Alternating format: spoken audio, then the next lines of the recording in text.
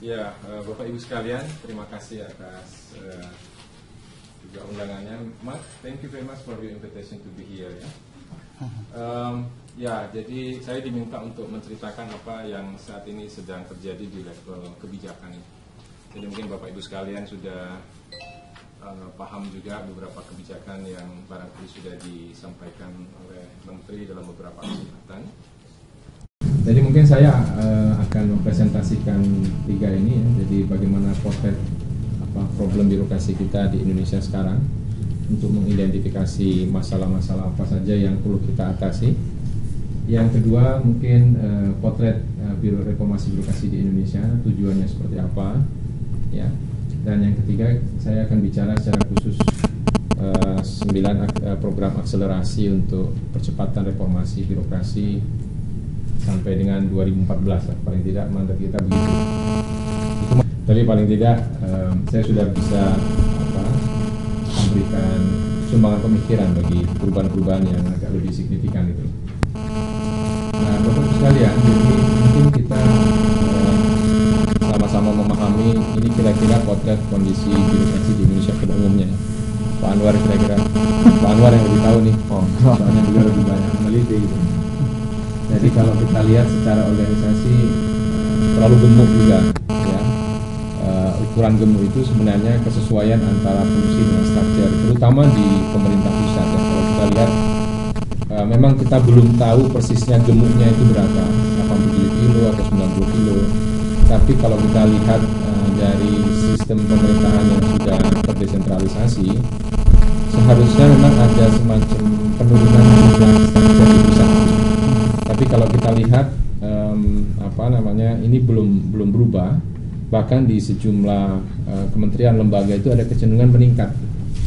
Setiap hari dalam 3 bulan ini melihat banyak sekali kementerian lembaga yang mengajukan permohonan untuk pemekaran struktur. Nah, kebetulan secara internal kita menerapkan semacam laten policy untuk moratorium pemekaran struktur lah.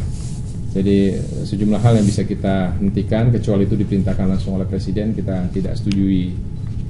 Sekedar untuk menahan sementara struktur yang harus kita evaluasi pada tahun ini dan juga pada tahun-tahun akan datang. Nah, banyak yang tidak fit dengan fungsi-fungsi mereka ya. Nah, kemudian kita juga menghadapi banyak sekali regulasi yang kontradiktif, ambigu ya, antara satu sektor dengan sektor yang lain, antara undang-undang, peraturan pemerintah, kemudian dengan peraturan daerah ya. Ini problem yang sangat besar ya, yang kita harus lakukan, karena misalnya dengan undang-undang pemerintahan daerah berarti kita juga harus melihat apakah undang-undang sektor yang lain itu sudah desentralisasi atau tidak misalnya. Nah, ini juga yang mungkin menjadi penyebab mengapa misalnya persoalan-persoalan izin usaha itu seringkali juga terhambat. Nah, kemudian misalnya saja kalau kita lihat kontradiksi antara Undang-Undang 43 dengan 32 di dalam menentukan siapa yang menjadi pejabat, pembina karir pegawai misalnya dia. Nah, di dalam human resource kita antara lain kita menghadapi sindrom ini ya, overstaff sekaligus understaff.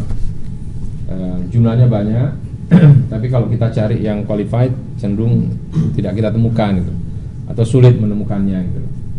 Nah, ini terjadi juga misalnya antara satu daerah dengan daerah lain. Kalau untuk tingkat daerah, ada daerah-daerah mungkin di Pulau Jawa yang overstaff, tapi daerah yang lain understaff karena tidak terjadi redistribusi yang baik.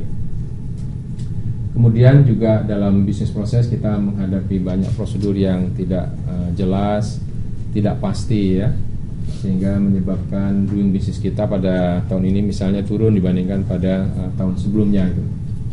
Nah, di tingkat public service kita banyak sekali juga menemukan ketidakpastian ya, lubang-lubang untuk terjadinya korupsi karena interaksi antara public servant dengan masyarakat gitu ya. Nah, yang paling sulit sebenarnya ini mindset dan culture set ya. Jadi kalau saya lihat sih memang ini mungkin tidak terbentuk tiba-tiba ya, tapi kadang-kadang kita melihat banyak sekali di birokrasi itu yang tidak memiliki spirit, tidak memiliki budaya untuk membuat inovasi, kreativitas, ya, penemuan di dalam pemerintahan dan pelayanan gitu. Jadi doing business as usual. Nah, sehingga tidak ada semacam insentif untuk membuat prosedur pelayanan itu semakin baik, semakin murah, ya.